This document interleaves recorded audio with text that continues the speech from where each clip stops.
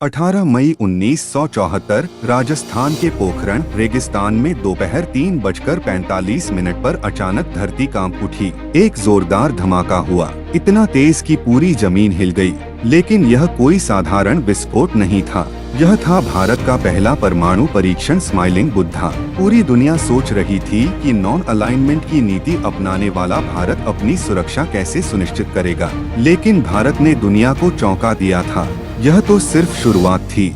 ठीक 24 साल बाद 11 मई 1998 को फिर से पोखरण में 3 धमाके हुए और 13 मई को 2 और। इन परीक्षणों के बाद भारत ने खुद को आधिकारिक रूप से परमाणु शक्ति घोषित कर दिया। अटल बिहारी वाजपेयी और एपीजे अब्दुल कलाम के नेतृत्व में भारत ने पूरी दुनिया को चौंका दिया। लेकिन यहाँ तक पहुँचने का सफर आसान नहीं था। इस कहानी की शुरुआत होती है द्वितीय विश्व युद्ध से, जब अमेरिका ने फैट मैन और लिटिल बॉय नाम के 2 परमाणु बम जापान के हिरोशिमा और नागासाकी पर गिराए। भारी तबाही हुई और जापान ने 1 हफ्ते के अंदर आत्मसमर्पण कर दिया। इसके बाद पूरी दुनिया को परमाणु हथियारों की ताकत का अंदाजा हो गया। अमेरिका के बाद 1949 में सोवियत संघ, 1952 में ब्रिटेन, 1960 में फ्रांस और 1964 में चीन ने भी परमाणु परीक्षण कर लिए। इसी दौरान भारत के महान वैज्ञानिक डॉ.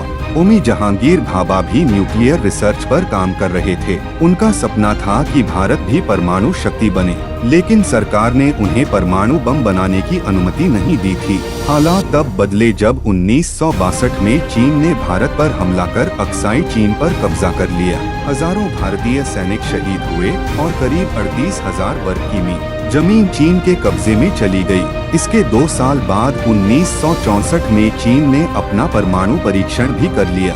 भारत इस हार से उबर भी नहीं पाया था कि 1965 और फिर 1971 में पाकिस्तान के साथ युद्ध हुआ। 1971 के युद्ध के दौरान स्थिति इतनी गंभीर हो गई कि ब्रिटिश और अमेरिकी नौसेना भारत को घेरने की तैयारी में थी। अमेरिका का शक्तिशाली टास्क फोर्स बंगाल की खाड़ी की ओर बढ़ रहा था। ऐसे में भारत ने सोवियत संघ से मदद मांगी। यूएसएसआर की नौसेना तुरंत भारत के समर्थन में आ गई और हालात बदल गए। इन घटनाओं ने भारतीय नेतृत्व को यह सोचने पर मजबूर कर दिया कि अगर चीन और पाकिस्तान जैसे देशों से मुकाबला करना है तो परमाणु हथियार जरूरी हैं। भारत के परमाणु कार्यक्रम की नींव 3 लोगों ने रखी: जे.आर.डी. टाटा, डॉक्टर होमी भाभा और लाल बहादुर शास्त्री। जे.आर.डी. टाटा ने रिसर्च के लिए आर्थिक मदद दी, जबकि नेहरू सरकार ने शांतिपूर्ण परमाणु ऊर्जा के नाम पर न्यूक्लियर रिसर्च को मंजूरी दी। 1954 में डॉ.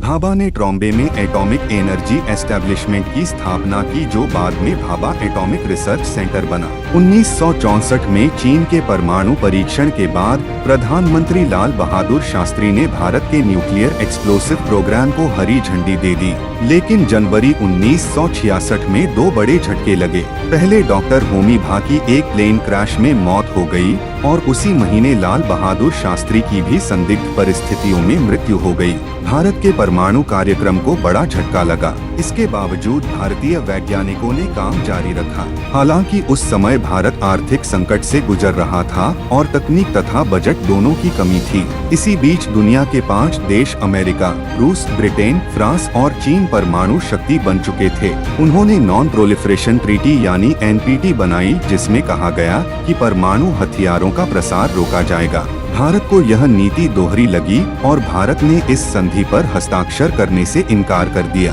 1966 में सत्ता संभालने के बाद इंदिरा गांधी ने भी परमाणु कार्यक्रम को जारी रखने का फैसला किया। इस मिशन को बेहद गुप्त रखा गया। केवल 3 लोगों को इसकी पूरी जानकारी थी: इंदिरा गांधी और 2 प्रमुख वैज्ञानिक, बीएआरसी के डायरेक्टर लाजा रमन्ना और डीआरडीओ के डायरेक्टर डीडी नाग चौधरी के नेतृत्व में 75 वैज्ञानिकों की टीम इस प्रोजेक्ट पर काम कर रही थी।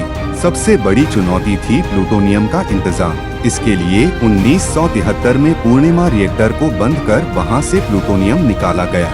वैज्ञानिक वासुदेव अय्यर ने बम के सबसे जटिल हिस्से न्यूट्रॉन इनिशिएटर को बनाने में सफलता हासिल की। परीक्षण के लिए राजस्थान का पोखरण चुना गया क्योंकि वहां आसपास आबादी नहीं थी। आखिरकार 18 मई 1974 को दोपहर 3:45 पर भारत ने पोखरण में अपना पहला परमाणु परीक्षण किया। यह जमीन के नीचे किया गया इम्प्लोजन टेस्ट था, जिसकी क्षमता लगभग 12 किलोटन थी। इस परीक्षण को स्माइलिंग बुद्धा नाम दिया गया। दुनिया भर में हलचल मच गई। अमेरिका और कनाडा हैरान रह गए। कनाडा ने तो भारत के साथ न्यूक्लियर सहयोग तक रोक दिया और पश्चिमी देशों ने भारत पर तकनीकी प्रतिबंध लगा दिए। 1995 में प्रधानमंत्री पीवी नरसिम्हा राव ने एक बार फिर परमाणु परीक्षण की तैयारी शुरू की, लेकिन अमेरिकी जासूसी उपग्रहों को इसकी भनक लग गई। अमेरिकी राष्ट्रपति बिल क्लिंटन के दबाव के कारण यह परीक्षण रोकना पड़ा, लेकिन भारत ने हार नहीं मानी। 1998 में अटल बिहारी वाजपेयी के प्रधानमंत्री बनते ही इस मिशन को फिर से शुरू किया गया।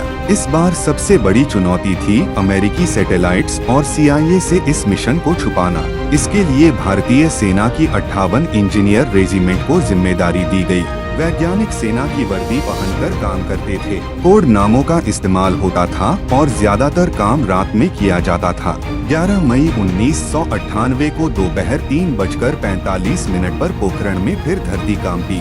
भारत ने एक साथ 3 परमाणु परीक्षण किए। इसके 2 दिन बाद 13 मई को 2 और परीक्षण हुए। इस मिशन को ऑपरेशन शक्ति नाम दिया गया। इन परीक्षणों के बाद दुनिया भर में हलचल मच गई। अमेरिका और कई पश्चिमी देशों ने भारत की आलोचना की और प्रतिबंध लगाने की कोशिश की, लेकिन प्रधानमंत्री अटल बिहारी वाजपेयी और वैज्ञानिक APJ अब्दुल कलाम ने साफ कहा कि भारत ने यह हथियार अपनी सुरक्षा के लिए बनाया है, आक्रमण के लिए नहीं। भारत ने किसी भी अंतर्राष्ट्रीय संधि का उल्लंघन नहीं किया था, क्योंकि उसने NPT पर हस्ताक्षर ही नहीं किए थे और परीक्षण जमीन के नीचे किए गए थे। इस तरह दशकों की मेहनत, वैज्ञानिकों की प्रतिभा और नेताओं के दृढ़ संकल्प ने भारत को परमाणु शक्ति बना दिया।